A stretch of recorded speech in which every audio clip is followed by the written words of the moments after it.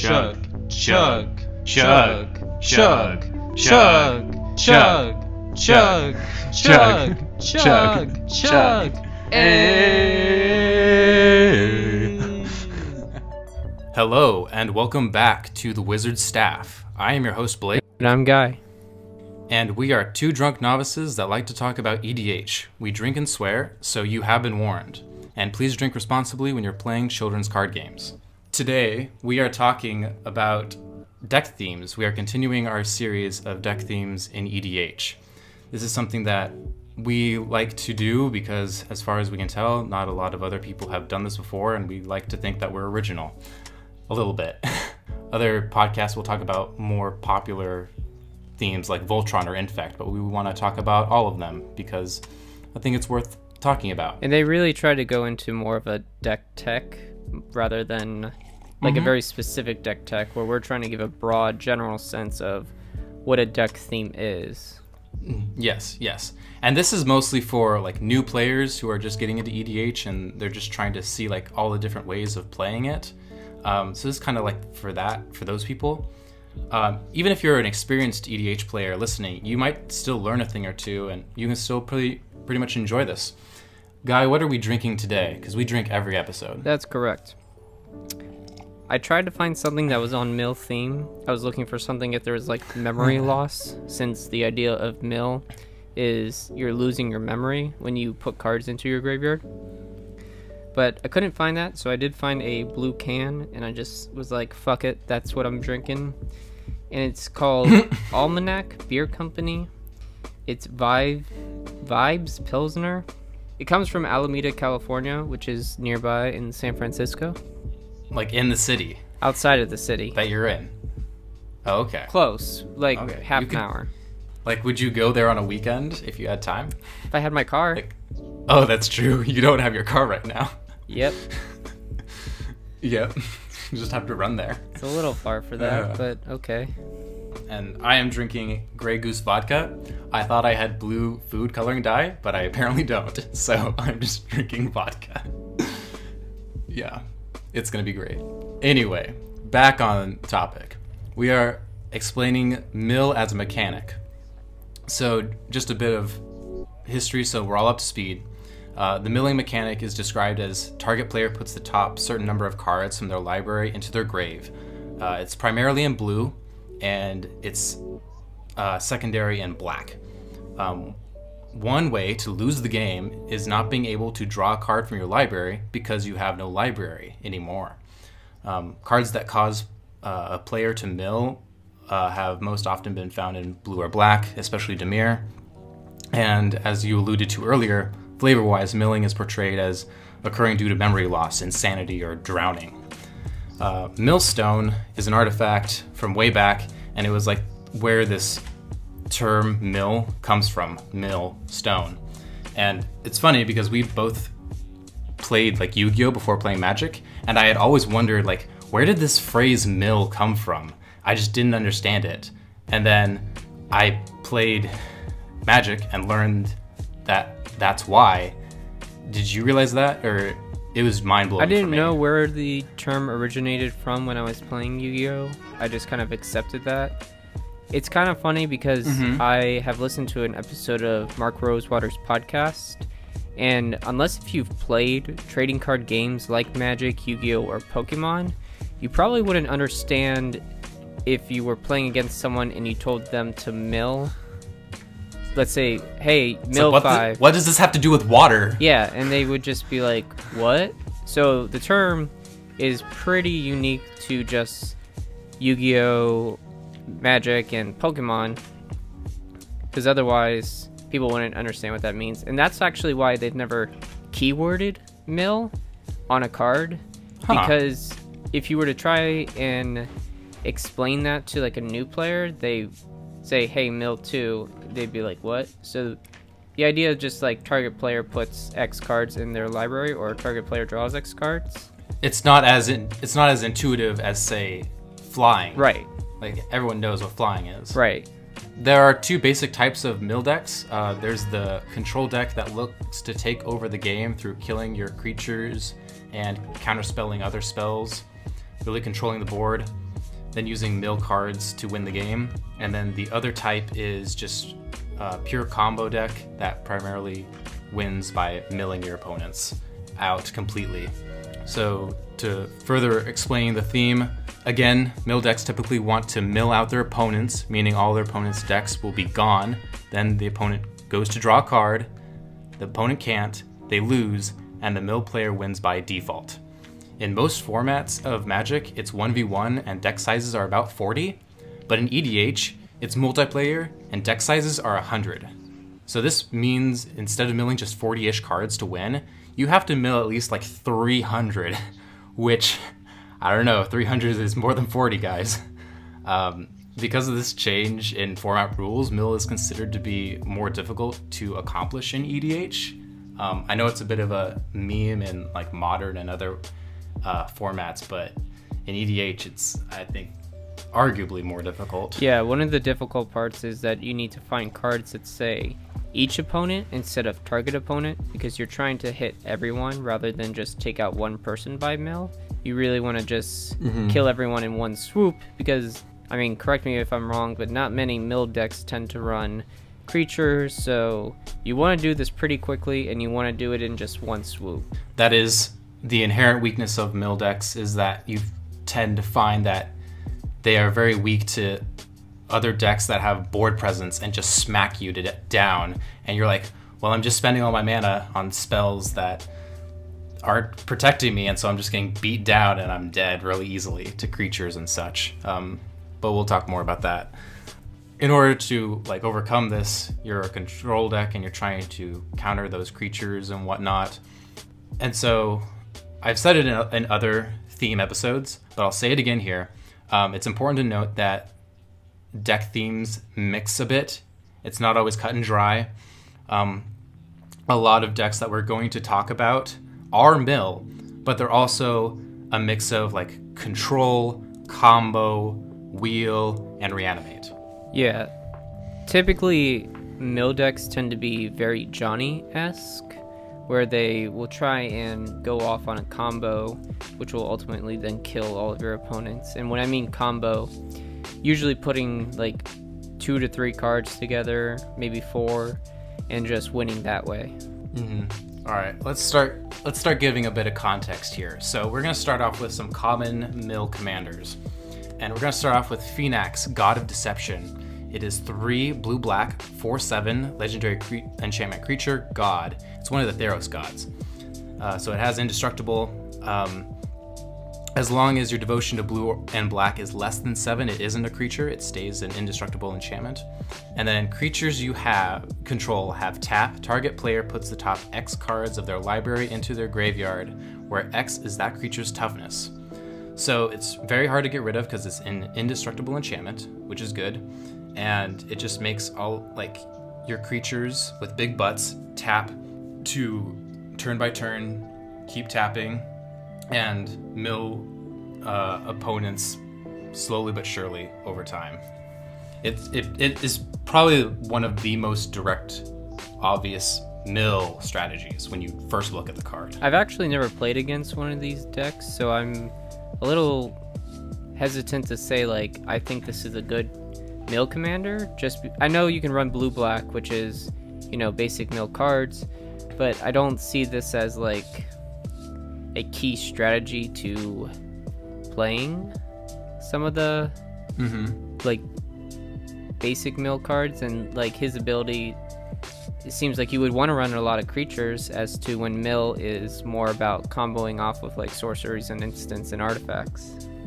Yeah, well, like we'll kind of get into that, where like you'll find that if you know, depending how fast your meta is, like you'll find that these incremental mill strategies sometimes won't be fast enough for your meta. And then this is what happened to me. I kind of was just like, I'm just not fast enough. I need to go faster. I'm just going to make it full combo. Sonic the Hedgehog. We'll kind of... yeah. With Phenax, you can do a couple of like tapping and untapping shenanigans, or I shouldn't say shenanigans, stuff. I don't know. Combos. Yeah. So that you can reuse that tap effect over and over again. Anyways, we'll move on to the next next commander is Mirko Vosk, Mind Drinker.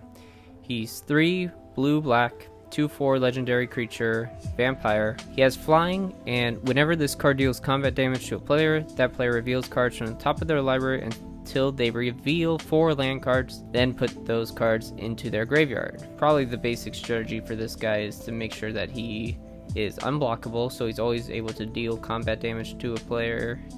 I don't think there's any strategies though in blue-black where you can try and hit multiple people in multiple combat phases. Like, you would almost need some red for that.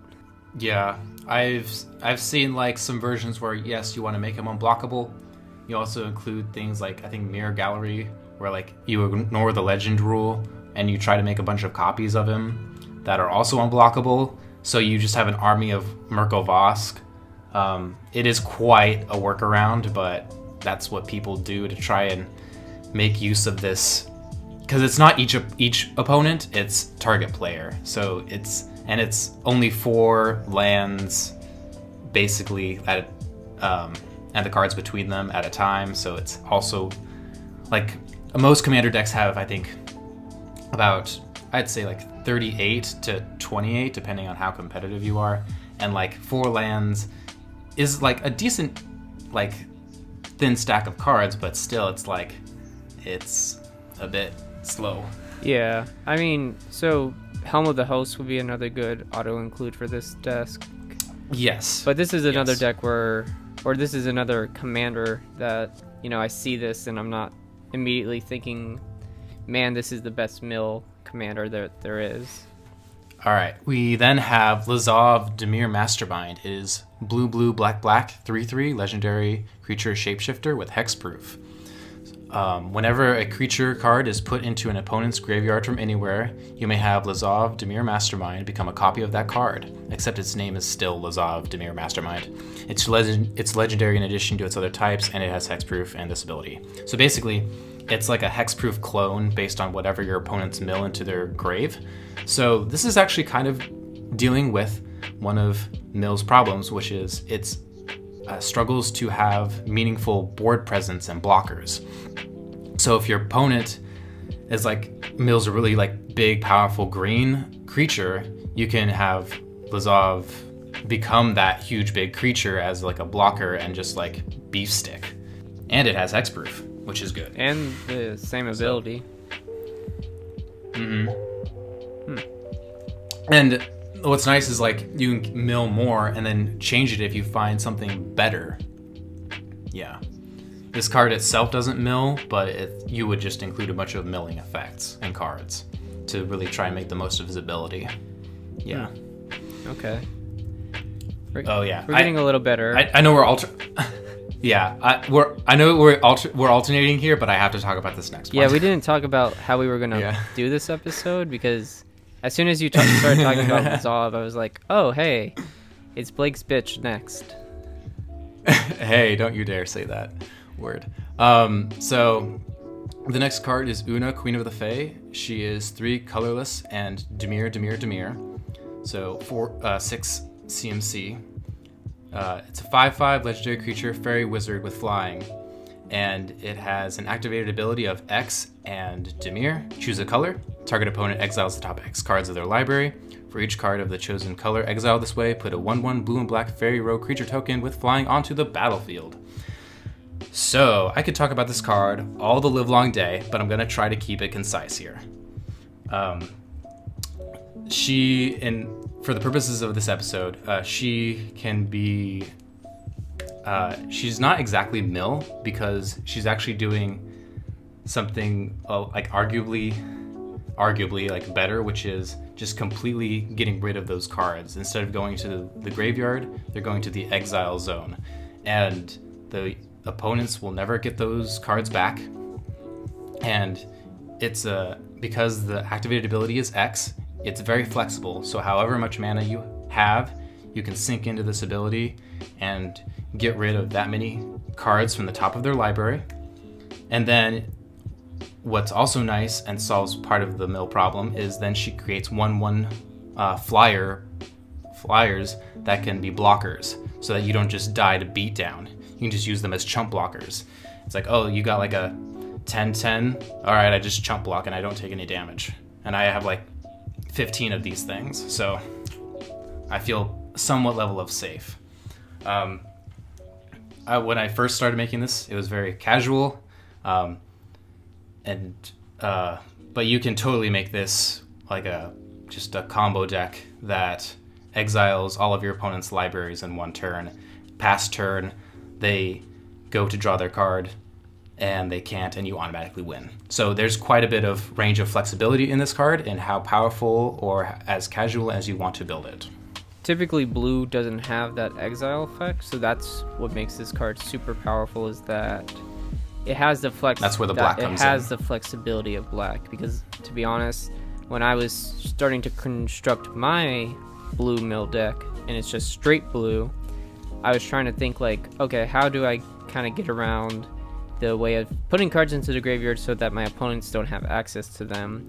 But I realized that that's not a blue thing, that's a black thing. And especially since Una's Damir hybrid with her mana, then you really don't necessarily need to run any black. But I mean, since black also has great tutors, this card becomes very powerful for being able to run some of those combo tutors that can then search out for your combo pieces.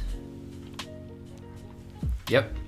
And again, I could talk about this all the livelong day, but I'm going to restrain myself and we'll move on. So the next commander is Rexel, the Risen Deep.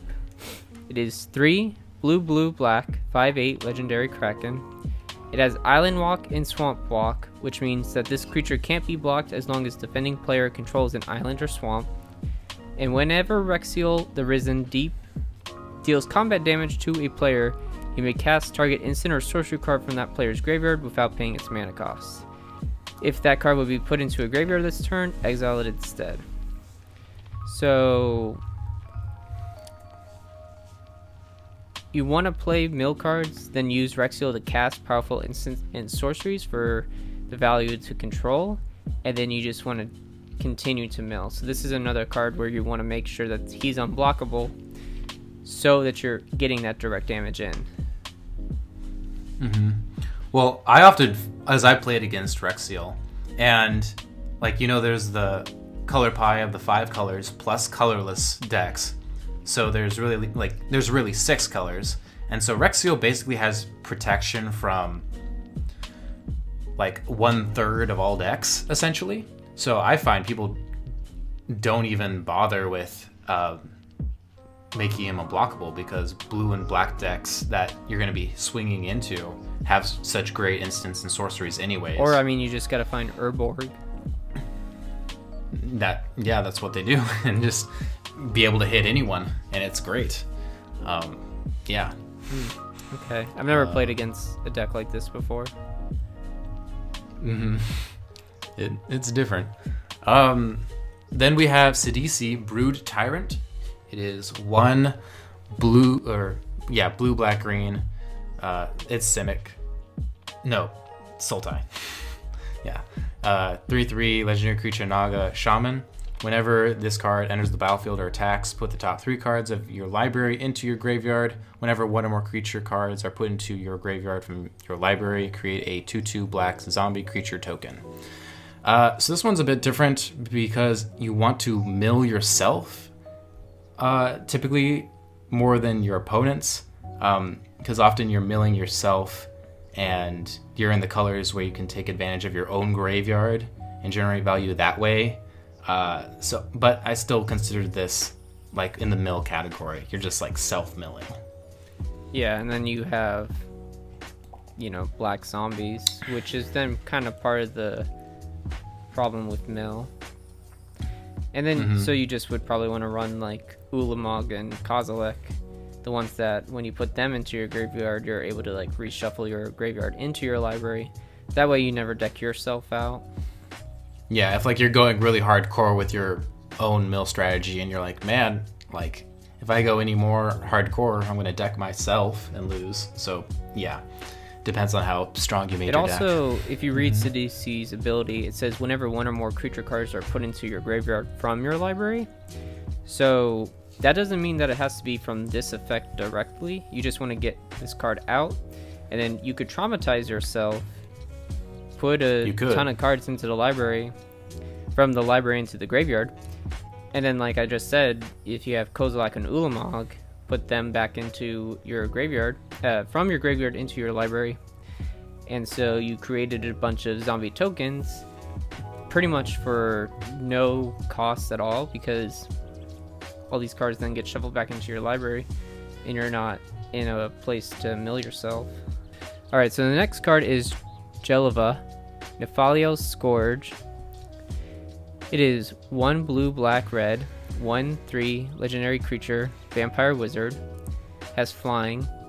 When GelOVA enters the battlefield, each player exiles the top X cards of their library, where X is the amount of mana spent to cast GelOVA. Whenever GelOVA attacks, you may cast an instant or sorcery card, exiled it without paying its mana costs. So it, you know, gets around some of the more powerful effects. It has black in it, which allows you to then exile these cards instead of just straight putting them into your graveyard. So that really helps, you know, get rid of some maybe problem cards in your opponent's decks.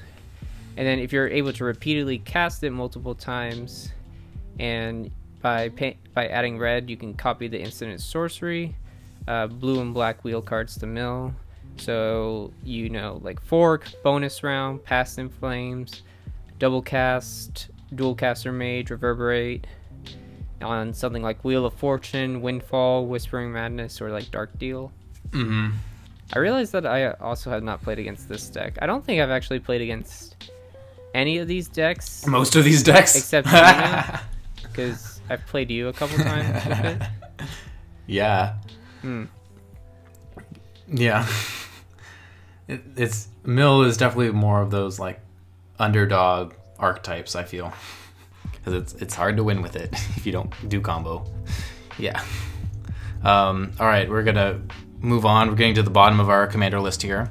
Now we have Tassiger the Golden Fang. He is 5 and a black 4/5 legendary creature, human shaman with delve. So each card you exile from your grave, you can cast this spell for like 1 less. He also has an activated ability of 2 Simic. Put the top 2 cards of your library into your grave, then return a non-land card of an opponent's choice from your grave to your hand. So similar to Sidisi, which we mentioned earlier, this is really a lot more of a self-mill deck where you can delve away a lot of your library to cast Tassiger for very cheap, sometimes only for 1 mana, and makes it so he just comes back on the board over and over again. Then, depending on how much of a library you have left after delving away, you can kind of politic your... This is a very political card because your opponent chooses which card you get back off of the activated ability. And I know a lot of like people like that casually because of that. It's like you can politic your way of like, hey, let me get this and I'll deal with this person. And then it's definitely a unique card that way where the opponent chooses. And I like that. I didn't realize he had delve, which is interesting on a creature card, and that just makes him much more powerful. It really helps. It really helps to pay when your commander dies over and over again. Yeah. Because it also includes commander attacks. Yeah. Yeah. All right, Guy. You want to talk about this next one? Because this is my mill commander. Jace, Vryn's... Don't talk all day about it. Jace, Vryn's Prodigy. It's 1 in a blue. That's right. Only 2 converted mana cost. He has 0/2 legendary creature, human wizard. 0 power. Shut up. So, Jace has tap, draw a card, then discard a card. If there are 5 or more cards in your graveyard, exile Jace, Vryn's Prodigy, then return him to the battlefield transformed under his owner's control. So then you flip into Jace, Telepath Unbound, who is a legendary planeswalker who enters the battlefield with loyalty 5. +1, up to 1 target creature gets -2, -0 until your next turn. -3, you may cast target instant or sorcery card from your graveyard this turn. If that card would be put into your graveyard this turn, exile it instead. -9, you get an emblem with whenever you cast a spell, target opponent puts the top 5 cards of their library into their graveyard. Now, the main reason why you're running this is because you want to get the -3 to go off a couple times. And you're able to loot and just be able to draw through your deck to then find some of your combo pieces, and then since you're putting some of those cards into your graveyard, it doesn't matter because you're going to be able to recast some of these cards.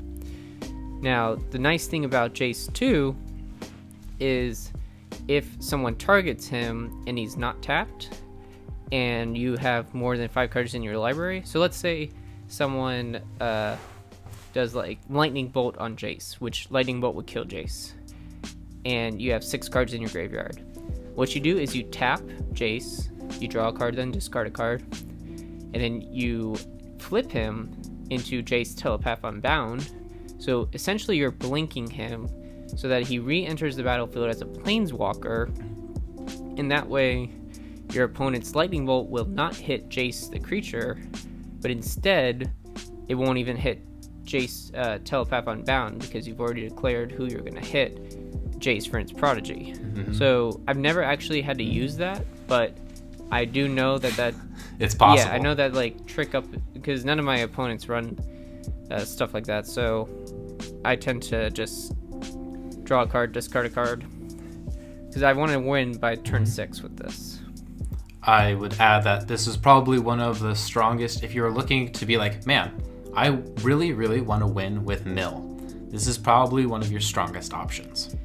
Between Una and Jace, we definitely run the 2 strongest options on this list.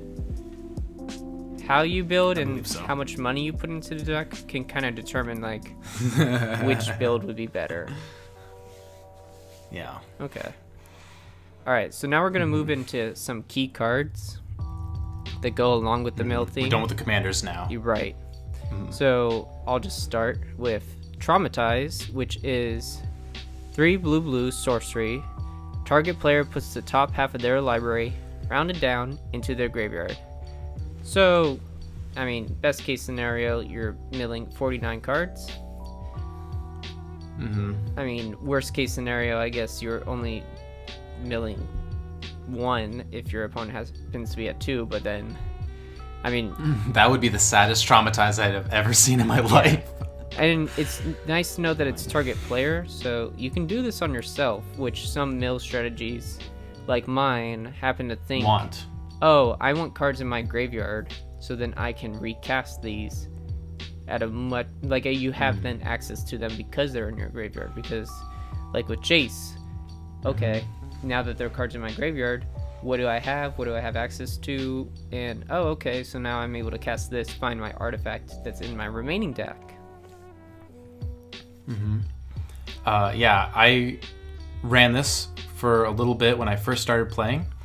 However, I just grew to not like it due to all the downsides, such as this card gets worse the longer the game goes. Because the longer the game goes, the less cards there are in your opponent's library, and the less cards you're going to mill your opponents. So even if you have this in your opening hand, you still have to get to 5 mana, and then also you cast a sorcery, so like you didn't develop your board to protect yourself, and it's just...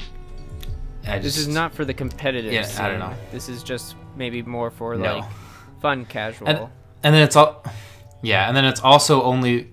If you're trying to mill your opponents, this is only one opponent. This is not each. If this was each opponent, oh, this card... it'd still be a little bit mediocre, but it would be a lot better. I mean, I think it would be even best if it was like everyone mills for half. That's probably best case scenario. Yeah. Okay. Yeah. So then we move on to Fleet Swallower. It is a 5 blue 6/6 creature fish. When it attacks, target player puts the top half of their library rounded up into their graveyard. So it's basically Traumatise on a stick. The reason this is arguably a little bit better, even though it costs more mana, is the fact that it is a 6/6 creature, so it can protect you, and this is repeatable. That's something that's really key to mill, is can this card be repeatable and used multiple times to mill your opponents multiple times? And you can. You can totally just keep attacking your player, and again, it's only one player, but still it's repeatable, so that's really nice. It says whenever Fleet Swallower attacks, target player puts the top half of their library rounded up into their graveyard. So does that mean you're able to target what player you want in your pod, or doesn't matter? Yes, it does not who it's attacking. It doesn't. You don't have to mill the person that you attacked. You could attack someone, and then say they have a really big board, you can't attack into them, and then you hit someone else and be like, I'm still gonna mill you over there. Yeah, so that's nice too. Okay. All right. So next is Mind Grind, which is X blue-black sorcery. Each opponent reveals cards from the top of their library until they reveal X land cards. Then put all cards revealed this way into the graveyard. X can't be 0, and I don't know why it would ever want to be. So, I guess maybe if you just are trying to get rid of it, but if you're trying to storm off, I don't know. This is not what you want to do. Anyway, just for the cast trigger, I don't know. Yeah. Do you? I know this is one of your pet cards. Do you have anything you? Yeah. It's X, so it's depending how much mana you have. You can, the more mana you have, the better it is. So it's proportional, which is really nice in an EDH card. It's each opponent, which is also really, really nice. This is really nice late game where like your opponents have like maybe 15 lands, and depending how much mana you can generate, sometimes you can kill off maybe 1, 2, or sometimes all 3 of your opponents. It depends on how big you can make X. Sometimes it's and this is also just like if you make infinite colorless mana, all you need is another blue and a black, and you can win. So when I was like improving my deck slowly but surely, I was like, this is a win con. Yeah. And it's a pretty cheap card, cheap mana cost too. So it's pretty searchable with cards like Spellseeker. This is technically 2 CMC. Alright. Oh, this is a good card for you to talk about. Oh, okay. I'll take it from here. Increasing Confusion. And I think Increasing Confusion is probably one of the best titles or best names for a card on our podcast, just because the longer we get into a podcast, the more increasing confusion I'm we like, what have. did I say? Because, drinking and starting to get a little tipsy. This was one of my pet cards. It's an X and a blue sorcery. Target player puts the top X cards of their library into their graveyard. If this spell was cast from a graveyard, that player puts twice that many cards into their graveyard instead. And so the way to do that is that it has flashback. So you can then cast it for the same mana cost, X and a blue. Whoa! And so one of the good stories that I told about like how this made it onto my pet cards list was that I was pretty much about to die. I had infinite mana, but I didn't have any cards in my hand. And then I remembered at the very beginning of the game, I had put this card into the graveyard, and I just like scream because my opponent had like 100 some life, and I was like, I really have like no way of being able to get rid of this. So I then cast it for its flashback cost, and it didn't really need to like double the amount of cards put into the library, but that's just like the sweet spot. I like it. Yeah. And you don't run the card anymore? I don't run the card anymore because it's target player, and all the cards that I have for like putting or each player draws, I want that to be every opponent. I don't want it to be target, because that's just one of a pod of normally 3 or 4. Okay. I'm going to take this next card. We have Psychic Corrosion. It is 2 and a blue for an enchantment that says whenever you draw a card, each opponent puts the top 2 cards of their library into their graveyard. I remember when we were reviewing cards for a set, and then this came up. Well, I'm shaking my head because that was Core Set 2020. You mean 2019? Correct. Oh. The best review ever. Oh my gosh. But yeah, no, I remember reviewing this card, and I still stand by I think what I said then, which is like this is one of the best mill cards we had ever gotten in like the last year or two. And here's why, because it's 3 CMC, so it's relatively cheap to cast. It's an enchantment, so it's one of the hardest permanent types to get rid of. And then it says whenever you draw a card, each opponent puts the top 2 cards of their library into their graveyard. You're at least going to be playing mono blue at least. So you're going to be drawing cards a lot, because mono blue is very good at drawing cards. So you're going to get lots of triggers on this. And it also says each opponent. So it's not just going to be one target player, it's going to be each of your opponents. So like there's ways to just draw a bunch of cards all at once, and your opponents are essentially just going to have to like mill twice as much as however much you just drew. And this can be really, really powerful, especially combined with wheel effects where you draw like 7 cards at a time. Then your opponents draw like those 7 and then also mill 14. So they just went through 21 cards of their deck. And especially if you can wheel multiple times with this card, ooh, that's how you get there. Or having cards like Consecrated Sphinx, where now you're drawing 2 cards for every card that your opponent draws. So you essentially will draw 6 by the time the game goes, by the time you get to your turn. And then, so you draw 6, that means that everyone's putting at least 12 into their graveyard. Great card, great card. Yeah, this card is great. I love it. Set was terrible. Well, our review was terrible. Our review was terrible. Our review was terrible. The set was fun. Don't talk to me. We're gonna get so drunk for 2020. Oh my god. Alright, Memory Erosion is a card that kind of takes after Psychic Corrosion, and it's another one of our key cards. So it's another enchantment that costs 1 blue, and whenever an opponent casts a spell, that player puts the top 2 cards of their library into their graveyard.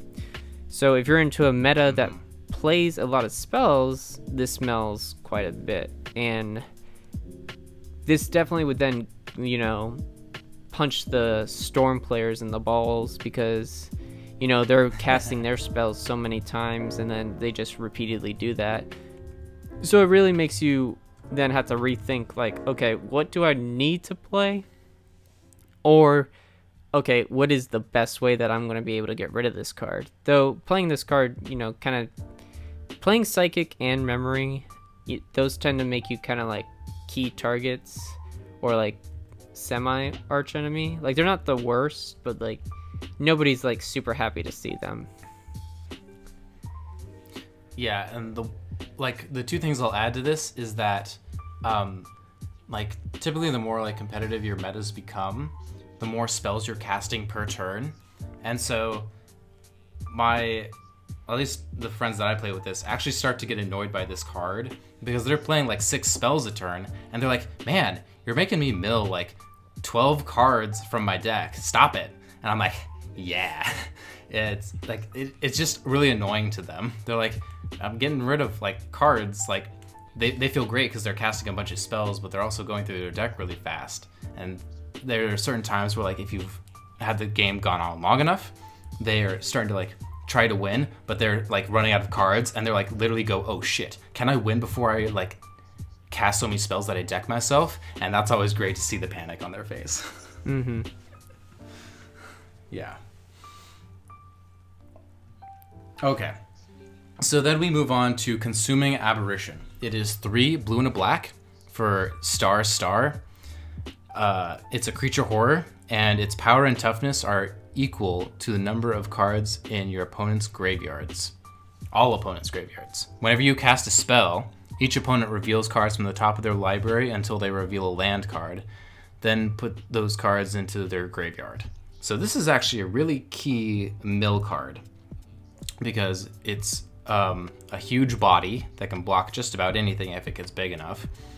And then the second ability is what's really good because you yourself can start chaining like 5 or 6 spells a turn, and then each of your opponents, again, each being really important, are just continuously milling until they hit a land, and then they have to mill until they hit a land, and then they have to mill until they hit a land over and over and over again. And if the game has gone on long enough, they're going to start to run out of lands in their deck, especially if they're like a land-based ramp deck. They can run out fast, and it actually makes people panic. Yeah, I mean... This is one of the better mill cards. Yeah, of the 15 cards that we have as key cards, this being one of the 3 creatures that we're mentioning, it is probably really important if you have access to blue and black that you run this card, because like we've mentioned before, Mill has some trouble with creature kind of protection, but this is a big creature, and then even sometimes you'll be able to win through possible combat damage.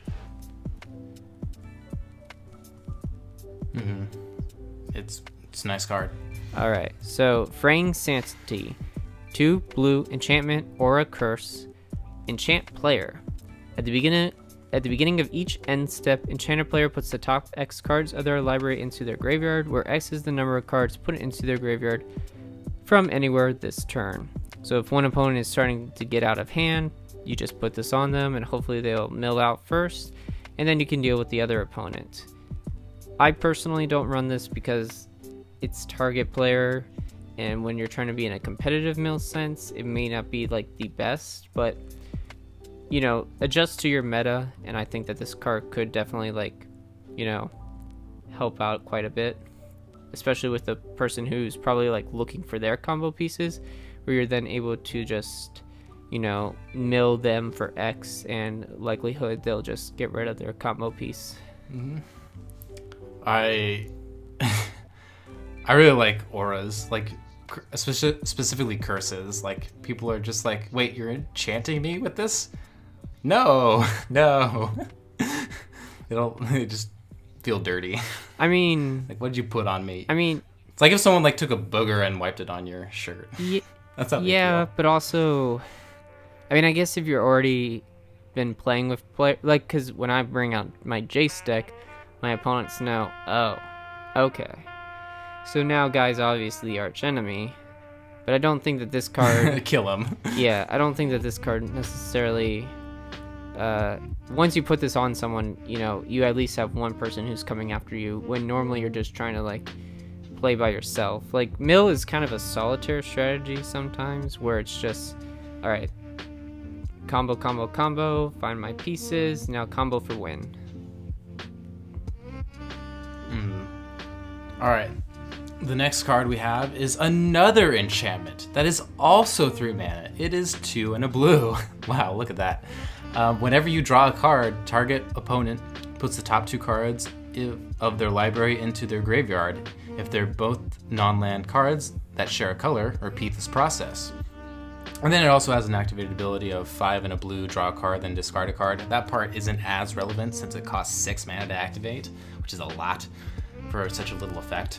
But it's really that first ability. It's basically like a weaker version of Psychic Corrosion, where it's target player instead of each opponent, but still it has the upside of, if those 2 cards share a color, then they continue to repeat the process of milling. So that's really nice. Like, it's really nice against like, obviously this is ideal against like a monocolor deck, but even then you can totally hit lands or artifacts that aren't going to share color, and so it's like so I just consider it like a weaker version of the other I'd card. say this is a beginner, but it's still really good mill because card. This is, if you're looking for mill cards on a budget, beginner mode, sure, throw this in. Yeah, I mean, it's not that it's mana intensive either, because it's just 3 and a blue. It's not like it's And I mean, the 5 blue to draw a card, discard a card, maybe a lot, but you're not trying to go for that.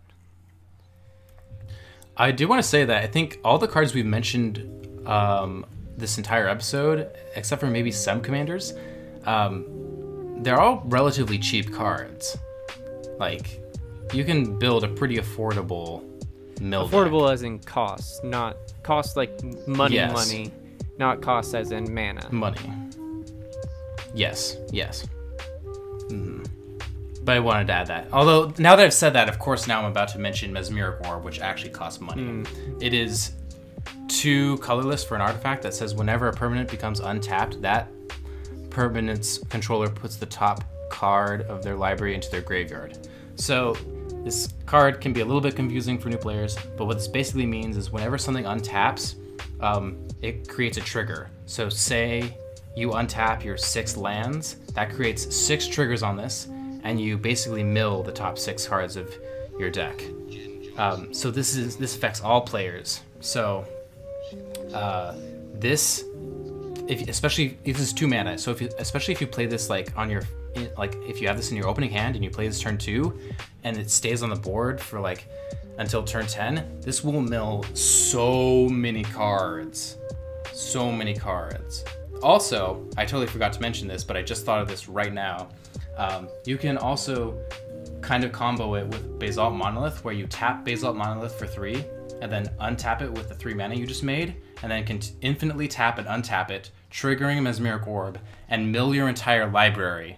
And then from there, you can do certain cute things like Laboratory Maniac or the new Jace, and then play a spell that has you draw a card and win the game that way. Or you could just do a bunch of other cute things like, I don't know, reanimate all the creatures from your graveyard or something, or reshuffle in your library because you have a Kozilek or an Ulamog that shuffles your graveyard back into your library. But you can totally do sort of combo things with that. I just remembered that. Yeah, that's actually a really strong effect. I used to own this card, but I also thought that this was a card that made me arch enemy for the most part when I put it out. So it was either a dead card in my hand or, hey, all my opponents are gonna hit me. So I just decided to, like, you know, use it for another tutor card instead. And I mean, I was able to sell it, get a good price. It's probably one of the more expensive mill cards. I mean, expensive being like $25, $30. But, you know, if you're just buying this card and some of the other cards we mentioned, you're not building like a super expensive mill deck. All right, next is Alter the Brood. It costs 1. It's an artifact, and whenever another permanent enters the battlefield under your control, each opponent puts the top card of their library into their graveyard. So this is pretty good, especially if somehow you're able to make tokens. So going back to like Sidisi, where, you know, if you're just gonna then traumatize yourself, create a bunch of, you know, zombie tokens. If you have this card and you just make like, I don't know, 20 zombies, not only did you just mill your opponents for 20, but you now have 20 zombies. So, you know, I'd say it's pretty good. I think it's good in very specific mill decks. Let me rephrase that. Like, I wouldn't run this in my mill deck because I'm not running. I think I actually only run 6 creatures, maybe only 5, and one of them I never cast because he's 11 mana. Quick story I have is I know there's lots of Krenko Mob Boss Commander players out there, and I've actually seen a few that run this card simply because it's like an alternate win condition of if all their goblins can't attack or something, they just make so many goblins and trigger Alter the Brood so many times that all of your opponents mill themselves. It's a good, you know, alternate win con for a deck that would typically just rely on combat, though. Yeah, so it's interesting. I thought it was cute.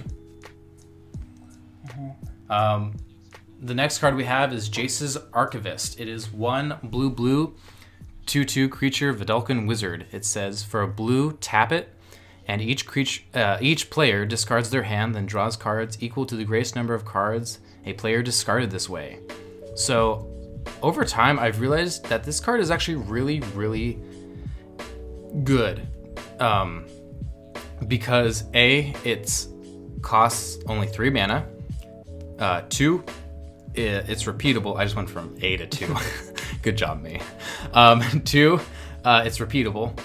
And 3, there's enough. Remember all those cards we mentioned earlier in the episode where it's like whenever you draw a card, people are milling that much? So it's like, say someone has 7 like cards, you tap this, everyone draws 7, and then your opponents mill like 14 off of the Psychic Corrosion. And then what's amazing is you can do that again next turn. So you're going through people's libraries like 21 cards at a time, and that's just from those 2 cards alone. And so between like drawing triggers and milling triggers, this card is actually really good. I mean, throw Mind Over Matter especially into the mix, and you just have an infinite loop. Oh, do you? Wait. Yeah, because Mind Over Matter is a enchantment that we'll talk about later, but it's 2 blue, blue, blue, 4 blue. And so you can discard one of the cards you just drew with Jaces Archivist to then, untap Jaces Archivist due to Mind Over Matter's ability. And a land. Yeah. So you just... Oh, yeah, shit. you just have to discard 2 cards. Or, I mean... yeah, I think that works. Yeah, so... Assuming you have enough cards. Or if you just have, like, one of your Moxes out. Oh, shit. Yeah, so... Alright, I'd have to double check that, but yeah, I think that works. totally works. Okay. And I mean, as long as you're running, like, one of your big Eldrazi's that shuffles the graveyard back into the library, you're golden. Okay. You want to talk about the next card? Mind Funeral. It's 1 blue-black sorcery. Target opponent reveals cards from the top of their library until 4 land cards are revealed. That player puts all cards revealed this way into their graveyard. So this is pretty much that one commander that we just talked about, who is what's his name? It's the vampire. Mirko Vosk. Yep, I was looking back up at the notes. But yeah, Mind Funeral, it's only 1 time unless if you're able to flash back, but even then you only have 2 times. It's not every opponent. So again, this is one of those cards that is like, if you're new to mill and you're on like a budget for like some of those mill friendly cards, if you're budget friendly cards, you'll probably be wanting to run this, but it's not necessarily like first pick when it comes to competitive mill. Okay. And so now these next 2 cards kind of go together. They are Relic of Progenitus and Tormod's Crypt. Relic of Progenitus is 1 CMC for an artifact that says tap, target player exiles a card from their graveyard, or 1 exile this card, exile all cards in all graveyards to draw a card. And then Tormod's Crypt is a 0 artifact that says tap, sack it, exile all cards in target opponent's graveyard. They're both cards that are really cheap artifacts that get rid of themselves in order to exile a graveyard. So this is the kind of cards that you kind of have as a safety net when you're milling, because there can definitely be times where you are milling your opponents, but then they can totally get advantage from that because the graveyard is a resource. And so like someone, like you mill people and then someone goes to reanimate like one of their super powerful creatures, and you realize, oh shit, like that's gonna be way too strong. I like do a bit of like threat assessment, and I think it's best if I just exile everyone's graveyard. So then you like crack one of these artifacts and you exile graveyards, and then those spells no longer have targets. Because I explained in a previous episode how I played with my friend Bodhi, who played a Marin deck, and that deck wants to fill up the graveyard really fast and recur their creatures over and over. And I would politic with him and, you know, kind of maybe help him out sometimes, but then he would start popping off and like really start winning. And I'm like, oh shit, I need to exile all of our graveyards because Bodhi's popping off and gonna win. And so then he'd be like, why'd you do this to me? And I'm like, because you were winning, you asshole. And it's like, so you kind of need these kinds of cards like as a safety net. And then there's a lot of them, like there's also Sentinel Totem and Crook of Condemnation and a couple others, but it's kind of like a safety net. And with that, that's our key cards list. We're gonna take a few minutes now and talk about some 2-card combos.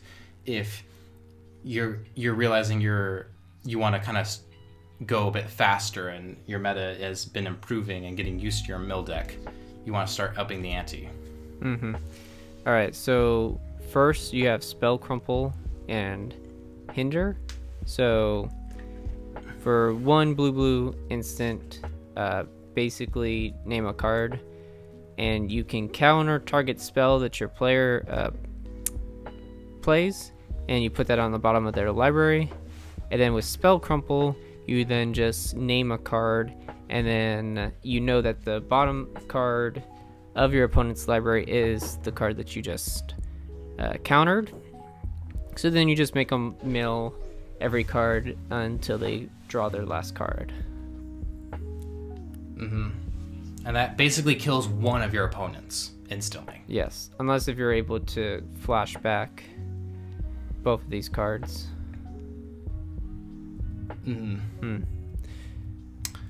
Okay. And then the other 2-card combo we have is Mind Crank. It's a 2 CMC artifact. Whenever an opponent loses life, that player puts that many cards from the top of their library into their graveyard. And then Blood Chief Ascension is a black enchantment. At the beginning of each end step, if an opponent lost 2 or more life this turn, you may put a quest counter on Blood Chief Ascension. When a card is put into opponent's graveyard from anywhere, if Blood Chief Ascension has 3 or more quest counters on it, you may have that opponent lose 2 life. If you do, you gain 2 life. So basically, if there's enough counters on Blood Chief Ascension, like they will just trigger each other. Like you lose life, you mill. Oh, you milled, lose life. Oh, you lost life, mill. Oh, you milled, lose even more life, you dumb shit. And so it just keeps going over and over and over again. Okay. I mean, yeah. These 2-card combos are pretty cheap. These 2-card combos are, pretty strong. I do realize that I misspoke. It's Spell Crumple and Tunnel Vision, or Hinder and Tunnel Vision. Well, like Spell Crumple and Hinder do the same thing. Sorry, I should have made that clear. Yeah, so what I'm saying is like Spell Crumple and Tunnel Vision are doing what I said, and then Hinder and Tunnel Vision do the same thing. So they're the same 2-card combos, but you can replace Spell Crumple with Hinder or Hinder with Spell Crumple. So same idea. Yeah. And then the other 2-card combo that we have is Temple Bell and Mind Over Matter. And Temple Bell is a 3 mana cost artifact where it has tap, everyone draws a card. Pretty good. Mind Over Matter, a little more mana intensive, and it's 2 blue, blue, blue, blue. Discard a card from your hand, untap target artifact, land, or creature. And so what you do is Temple Bell, everyone draws a card, you just pretty much discard a card to Mind Over Matter to untap Temple Bell, and you repeat forever. And eventually you'll get something like Ulamog or Kozilek, and you'll just discard that, Then your graveyard gets reshuffled, all your opponents will have to eventually just draw their whole library. Well, you could keep doing this, and then they all lose. Yep, as long as you have like an Ulamog or Kozilek, which says shuffle this card in your entire library back into your graveyard, you can discard that card and keep yourself from being the one person who doesn't draw out their deck. Yeah, I mean, there's other cards. I mean, if you really wanted to run Blightsteel Colossus in this, I think it only shuffles itself. But yeah, yes. But then I mean, you'll always have at least one card in your deck. True.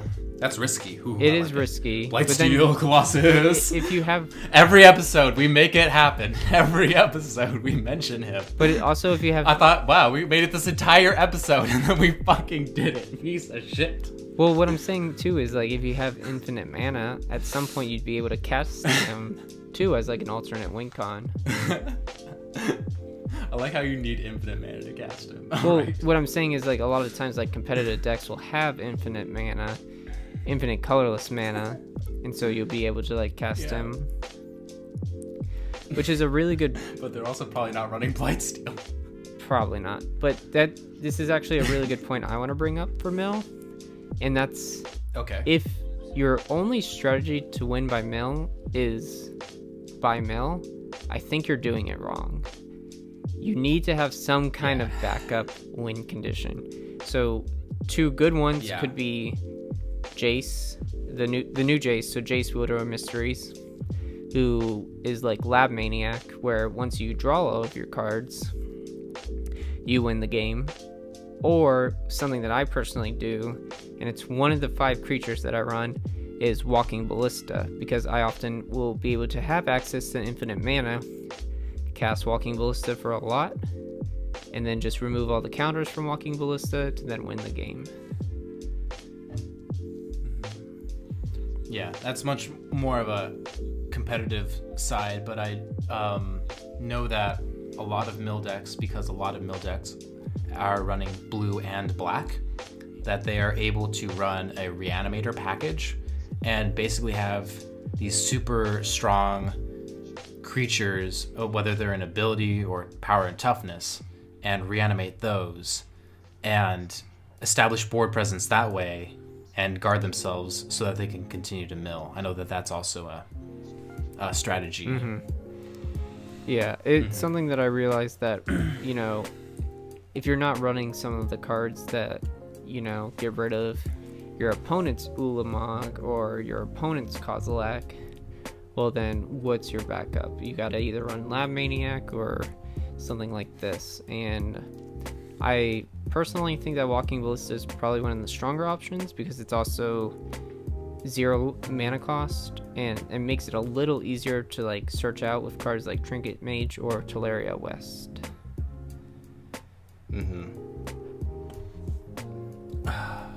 I also think that this is like the one like deck where it's okay to run Graveyard Hate, because it's like your deck directly interacts with the graveyard. You want to make sure that you are the only one benefiting from it instead of your opponents.